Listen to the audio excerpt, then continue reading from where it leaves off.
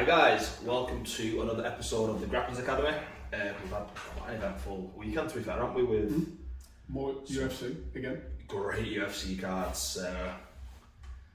Unfortunate, well, could you say it's unfortunate or fortunate, the retirement of Cerrone?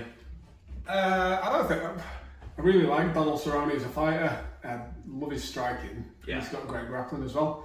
And we've spoken about the grappling matches that he's had. But I think, like you said, it's probably time for him to retire. You know, he'd probably have an agreement with Dana that he could just fight until he wanted to retire. And I think now's the time. And as he said, when he was speaking to Joe Rogan at the end, he said he doesn't love it anymore. If it feels like a job, you know, and it feels like too much hard work, maybe it's just time to stop. No, definitely. It's probably played into why he's not won, because he's thinks 5 or 6 fights where he's not winning. It's probably played into that as well, where it's like just that complete lack of enjoyment. And if you don't want to turn up for it, you're not gonna. He's got a potential movie career. Yeah. You know, like he's got TV series and movies coming up and whatever. At a certain point, it's not going to be that much fun getting punched in the face anymore. No. You know, you got to train hard, and he's in a competitive weight division.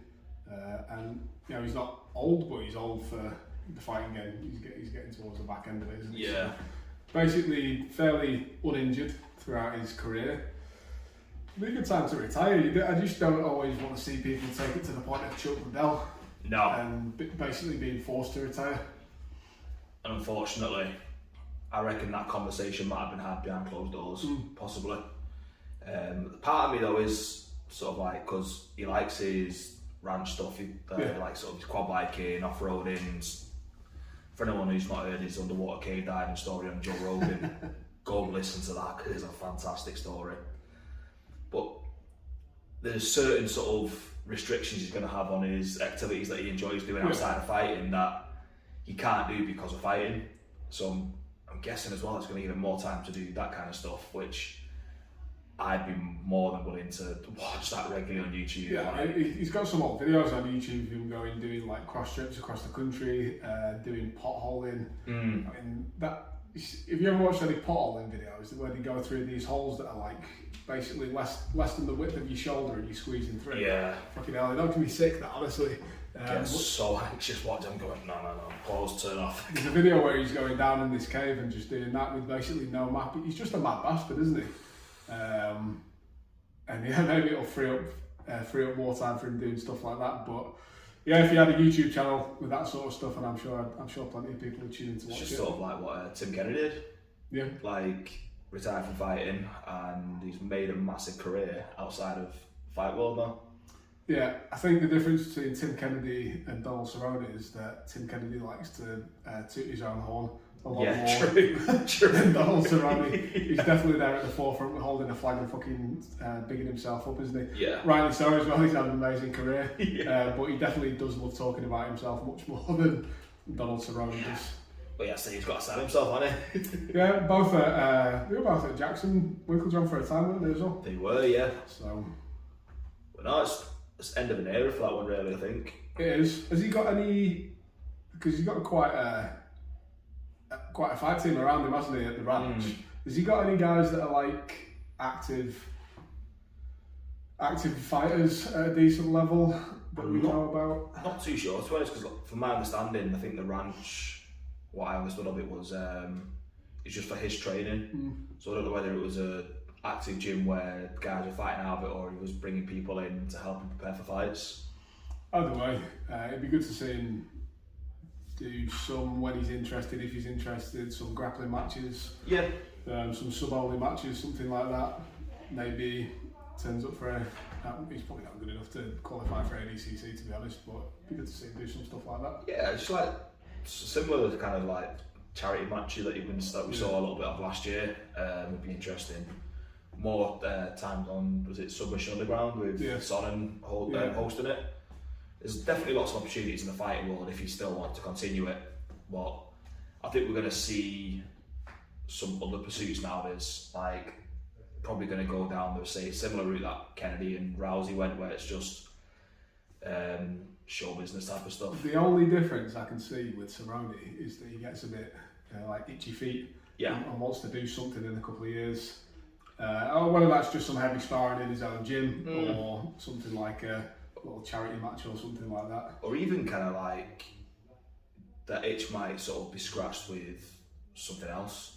So he might become like a competitor in some other sport he enjoys doing. Monster trucking or something like that. Yeah, I can definitely see that.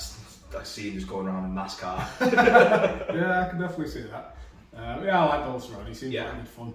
And definitely in the conversation for Hall of Fame. Like we said, the legacy that he's left, some iconic fights, some iconic moments, just length that he's had in the sport.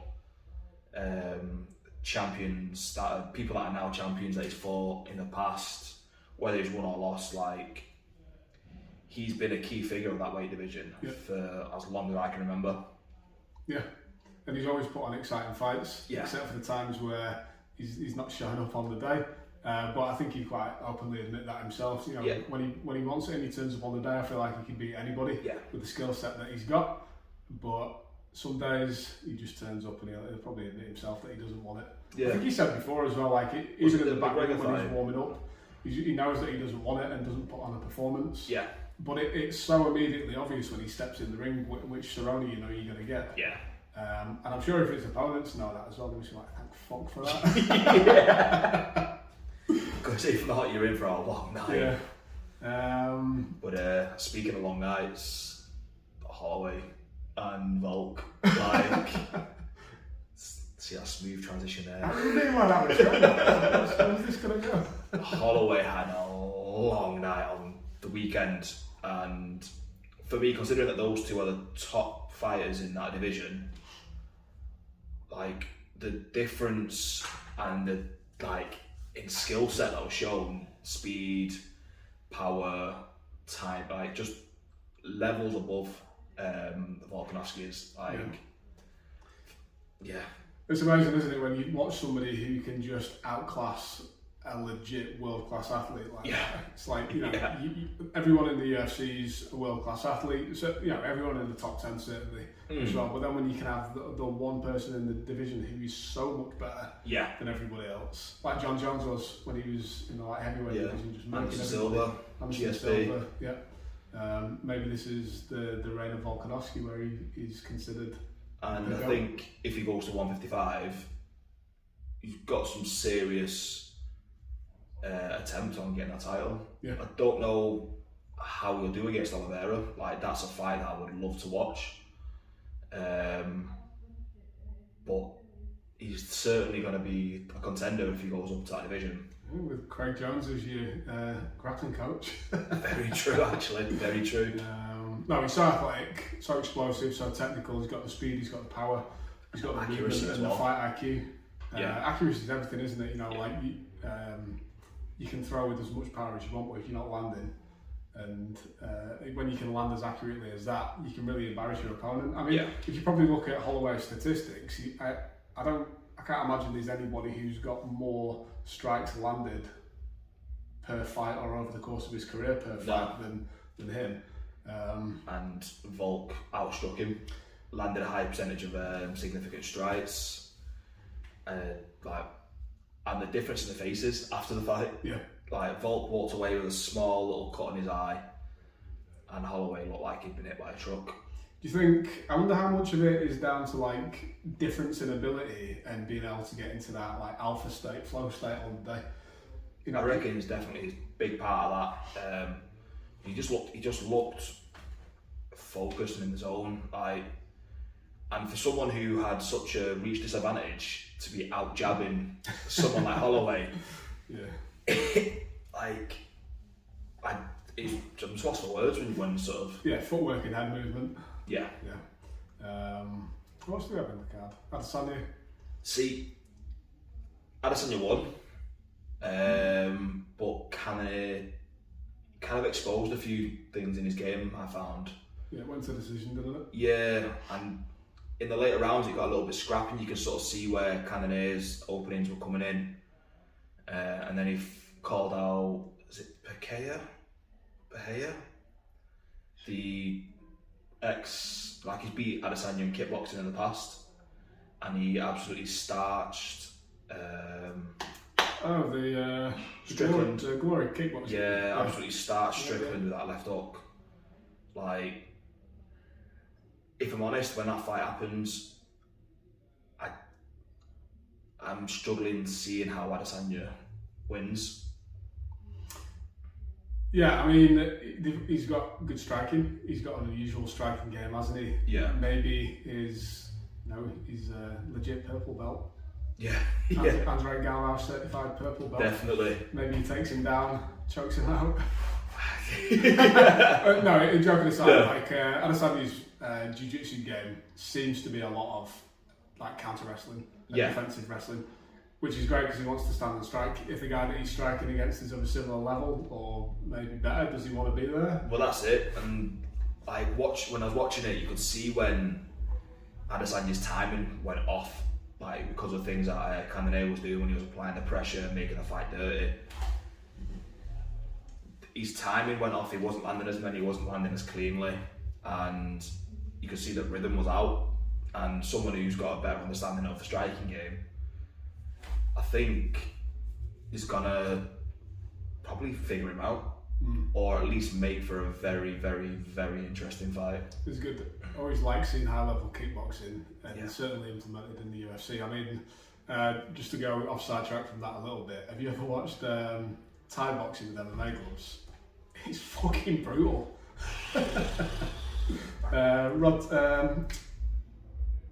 Rod Tang is horrible. Yeah. Have you seen his fight against Demetrius Johnson? Not yet, no, but I've heard. You gotta watch that. I won't spoil it, but the first round is just like fireworks. Yeah. I heard Johnson was just having to survive that round, and then when the MMA round came out, took him down. To be fair, what I was really impressed with Demetrius Johnson in the first round is that he tried to stand there as much as he could and trade back. Yeah. He had to run away a lot because Rod Tang was just chasing him down. He was like, I'm going to get the knockout in this first round.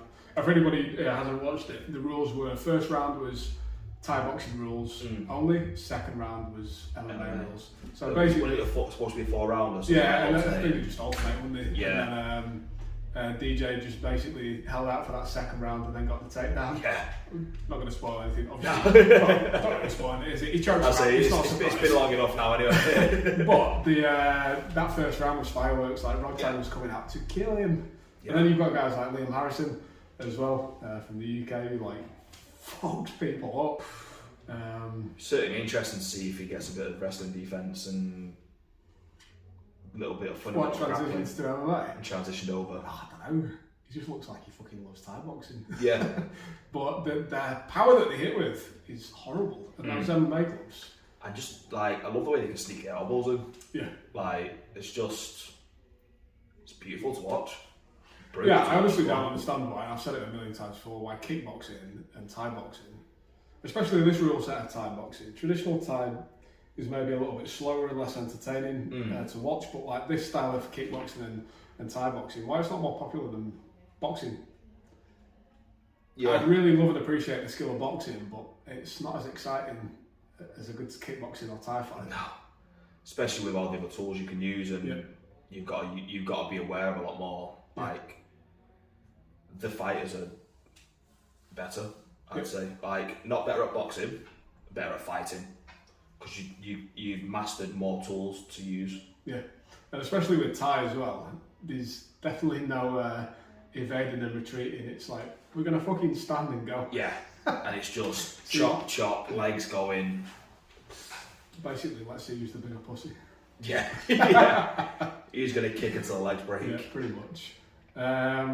I can't think of a smooth enough transition to segue into this, but we were talking last week about the ADCC, weren't we? Yeah. And Gordon Ryan and the super fight and the divisional fight that he's got coming up. There's a little interview on YouTube that's probably worthwhile everybody going and watching, where Gordon's talking about the upcoming ADCC and what his thoughts are on it, competing in the division and then against Galvao. And he had some interesting stuff to say.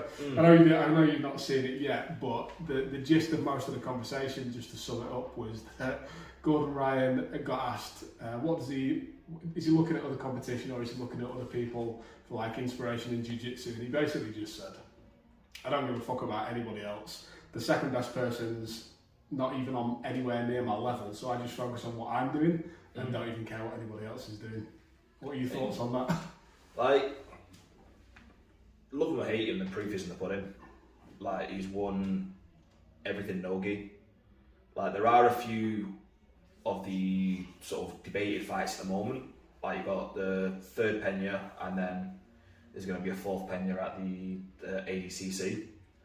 Now, how they go will be very interesting, because I don't know, I want to watch it. Like, part of me from watching the two of them, I do see Pena taking, especially in the ADCC rule set where it's not no time limit. Yeah. So you have to push the pace. You have to get your work done in a quicker amount of time. Whereas Gordon specialises in the no time limit, where he can take it at his own time, wind his opponent down, and really start to tire them out. No. I genuinely fucking fell apart.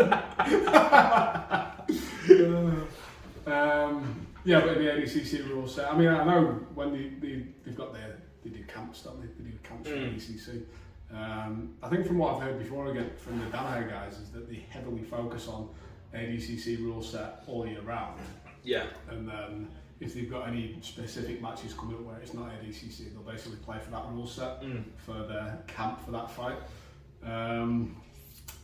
But it'll be really interesting this time that he's going to be competing in his weight division, which is plus 99 this time. He said he's looking forward to a fight against Orlando. I was going to say Orlando Bloom.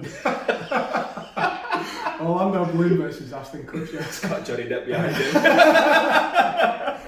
Orlando Sanchez, who we were talking about last week as well. I mean, that'd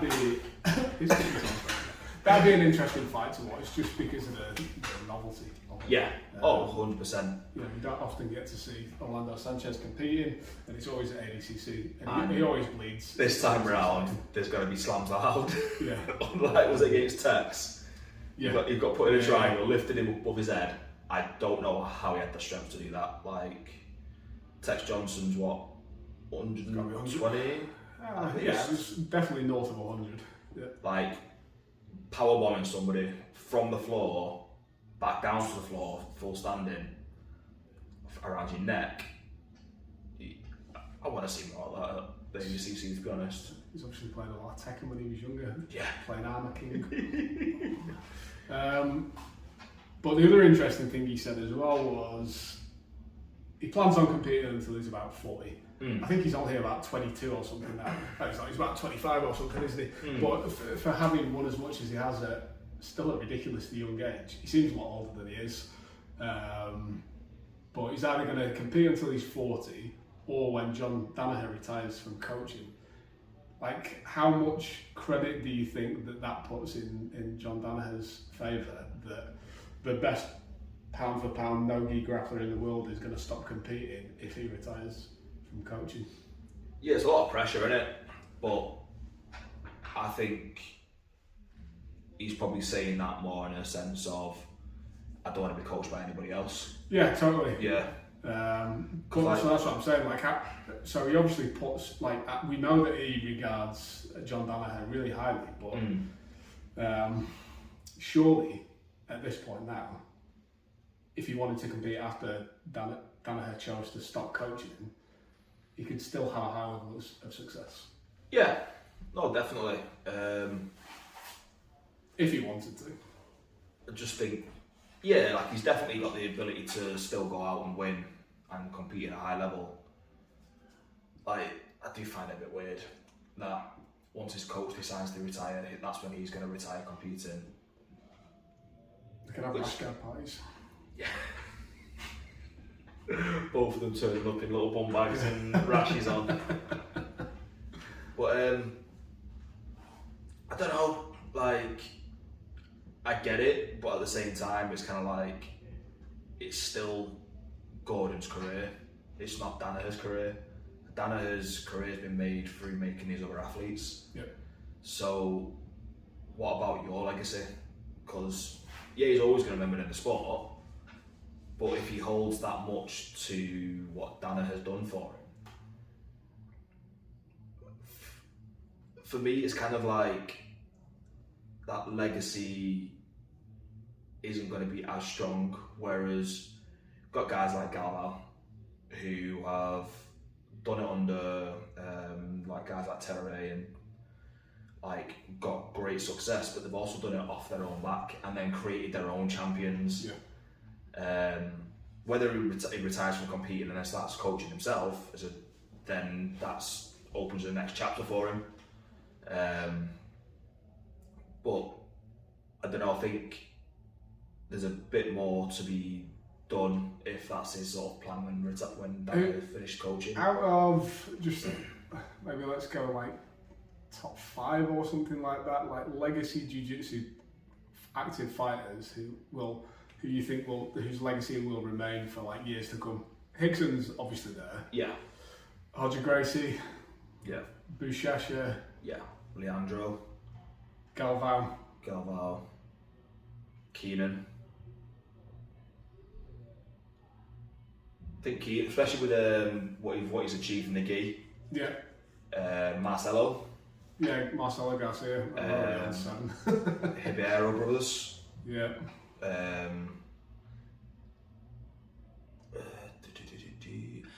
I do think the Real Tola brothers are gonna have like a legacy down the line. So that was the other thing that I was going to say. How many of these people now do new people and the young kids in the sport look at still and be like, yeah, that guy?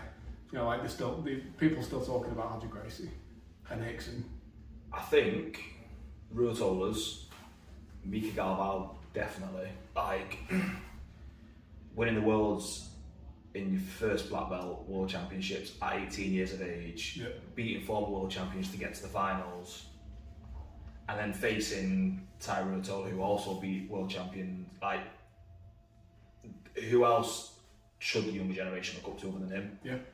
And outside of the sport as well, you don't really see him trying to polarise people. He just wants to train. Yeah. Whereas Gordon tends to try and polarise people on purpose, which works great for him. Yeah. But then you can argue, is he setting the best example for the young up and coming athletes? Which he gives a fuck. Yeah, well, if he don't care about it, then that's. Yeah. Then you got who else? I think J-Rod maybe one to watch out for, or I think at the moment he's at the risk of being a flash in the pan, quick bit of success, and how he handles the ADCC and coming out of it depending on the results, there's a potential to start something stronger. I think all of the correlating factor for a lot of those guys, aside from Hickson, because he just wasn't around in that era, is competing gi and no gi. Yeah. Doing well at IBJJF Chavez. and ADCC. Yeah. Like the two of these things, aren't you? If you can do well at the Worlds or Europeans, and then do well at ADCC as well, which everybody on that list that you talked about has done. Yeah. Then you know you're in the shout of having a good legacy and doing well. Yeah. And being remembered for what you've done. I can't think about anybody on that list who's doesn't tick both the boxes. Well, there's one name that I forgot to mention. Craig Jones, I think, is always going to be mentioned. Yeah. And he's very early on identified that he wasn't going to compete. Basically, after he got his black belt in the gi, wasn't he? Yeah. Which is fair enough. Yeah. Going to more local news though. We had a couple of black belt promotions this week. We've got Shane, Jack, and Kev. Shane Curtis over at Nottingham MMA. Jack Fletcher over at Alicat, and then Kev over at ASW Liverpool. Yep. Like, massive congratulations getting black belts. Know all these guys, and we've had Shane Curtis on the podcast. Massive congratulations to them all. And there's no question about whether it deserved those three. Yeah. Like, all fantastic competitors. But across them all, like, you got competitors, coaches, really pushing for their own branding as well. Like with Shane Curtis, really putting some nice Instagram like technique stuff out at the moment. Some really nice stuff. Kev's, they've got the Interclub down there in Liverpool. I think they've got they do part of the Interclub with Grapplefest entries and stuff as well, so like the tournaments for Grapplefest. And then Jack Fletcher, like whenever I see him competing, I don't think it goes too often without him getting a medal. He's solid, isn't he? Yeah. It's real solid round. Yeah. But no, massive congratulations to them guys. Great additions to black belt list. I don't know what. Yeah. Well, Northern Jiu-Jitsu. That's it. It's not England in the north. They probably won't. It's in the middle, it's so more north than we south. can adopt it for now. We'll claim him. Yeah, If he trains with Lloyd Cooper, does he probably wants to claim the north a little bit. There we go. So we'll by proxy, we've claimed him. Anything else? Nothing that I can think of. I'm pretty sure we've probably missed out on a load. We've got the final of Who's Next coming up in a couple of weeks. We've got the great UFC card coming up this week or the week after. Every weekend. Yeah, like these next couple of weeks of the UFC are looking fantastic. Well, I was just building up to when's International Fight Week? It's usually around about June or July, isn't it? I think so, yeah. So. But make sure you hit us up, drop a like, subscribe, comment below with your thoughts of today's episode.